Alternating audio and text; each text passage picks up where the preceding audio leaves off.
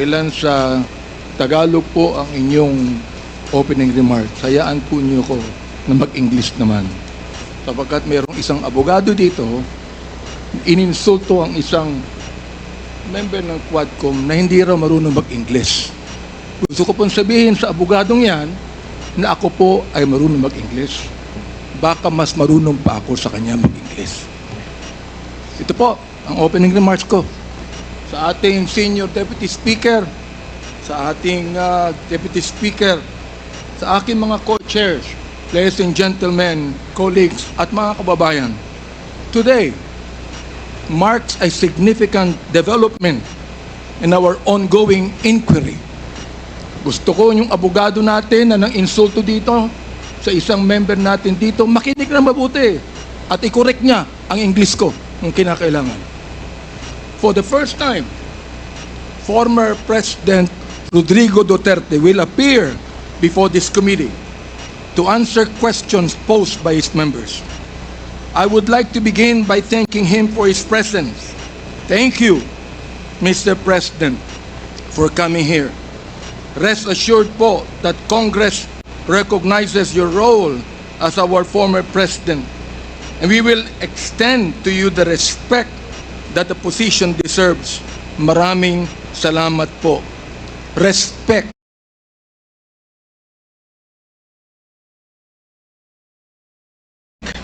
But not deference, Mr. Chairman. However, my friends, colleagues, let me draw a clear line here. While we should be respectful, we cannot be differential. Mga kababayan, watching today with us, it is important to stress that respect and deference are two different things. It is vital that we, as representatives of the people, remember that distinction, because our ultimate allegiance is not to any one individual, no matter how high their office. We answer to a power greater than any president. We answer to the Filipino people and to God. As Scripture reminds us in Romans 10:3, and I quote, "Since they did not know the righteousness of God and sought to establish their own, they did not submit to God's righteousness." Our fidelity belongs to the Lord alone. Our mission is to seek the truth, and we shall not be swayed from that path.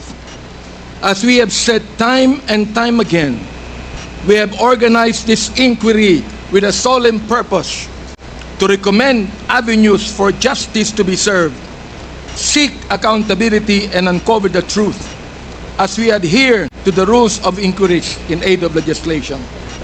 And inherent to this is our moral obligation to stop the vicious cycle of extrajudicial killings against our people who cannot defend themselves, to stop the blatant violations of our Constitution and our laws by scheming individuals and criminal syndicates, and to abate the social menace of illegal drugs. It is our sincere hope that the former President's presence here today will aid this objective, not hinder it. Today, we ask everyone here, including the former President, to speak openly and honestly, as this inquiry's goal is not to cast blame for its own sake, but to serve the cause of justice. Mr. Chairman, marahil po, hindi na ako nakikilala ng ating former President. Magpapakilala po muli ako. Mr. President, ako po si Bishop Benny Abante, ang Pangulo ng Bible Mode, Bible Believers League for Morality and Democracy, na mayroong 6,000 churches sa buong mundo. Kung naalala niyo, Mr. President, bago kayo tumakbo and you were still deciding to run, I was invited by a common friend to meet with you.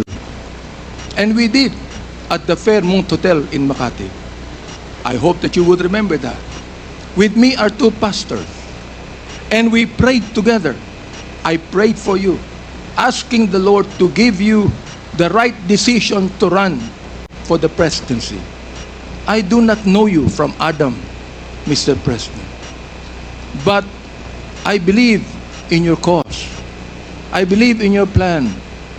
And because of this, Mr. President, I work hard to campaign for you. Many of the pastors of the Baptist community voted for you. Gusto ko pong marinig ito ng mga DDS trolls at DDS vloggers na tumitira sa amin at sinisira ang aking reputasyon. Gusto kong sabihin sa kanila, ilang boto ba ang ibinigay nyo kay former President?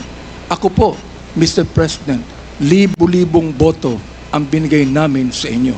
Nagpasalamat ba kayo sa akin? Hindi. Nilapitan niyo po ba ako? Hindi. Mabuti pa, Senator Bongo, Mr. President, nagpunta sa aking simbahan at nagpasalamat sapagkat sinuportahan namin kayo at siya, Mr. President. Now, gusto kong sabihin po dito sa Quadcom na ito, ako ba'y lumapit sa inyo para humingi ng pabor? Hindi po. Ako ba'y lumapit sa inyo para magrekomenda ng justice, magrekomenda ng general, magrekomenda ng cabinet secretary? Hindi po. Hindi ako nagpunta ng Malacanang nung kayo nanunungkulan sa loob ng 6 na taon. Isang beses lang. Ako po ay nagsabi kay Senator Bongo, kung maaari na makapag-usap po tayo. Pumayag po siya. At nag-usap po tayo, if you would remember that, Mr. President. Nag-usap tayo confidentially. Ano pong ginawa ko? Binuksan ko po ang Biblia. Ipinakita ko sa inyo na walang ibang tagapagligtas kundi ang Panginoong Kristo. Ipinakita ko sa inyo ang maaaring magbago ng buhay natin, walang iba kundi ang ating Panginoon. Sinabi ko sa inyo ang nakalagay sa John 3:16, for God so loved the world that He gave His only begotten Son, that whosoever believeth in Him should not perish, but have everlasting life. Binantayan ko ang inyong panunungkulan. Nakita ko na maganda ang plano nyo.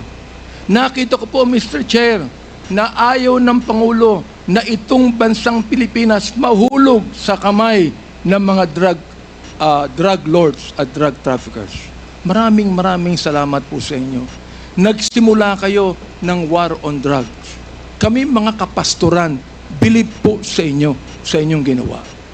Sabi nyo, 6 months lang, kaya nyo tapusin ang war on drugs na ito.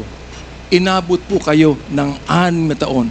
Hanggang ngayon, meron po tayong war on drugs. Hindi po namin nakalain, Mr. President, na sa war on drugs na yan, mamamatay ang more than 30,000, Mr. President. Hindi ko akalain na more than 7,000 na mga drug pushers ang mamamatay sa kamay ng mga kapulisan at sa kamay ng mga riding in tandem.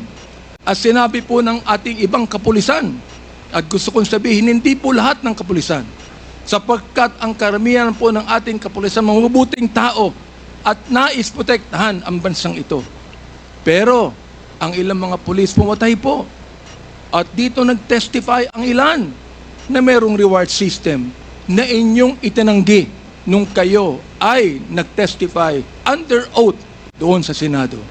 Ngayon po, bilang bishop po ng Bible Mode, hindi ko akalain na kinakailangan pumatay tayo ng more than 30,000 people para masugpo po ang drug sa atin.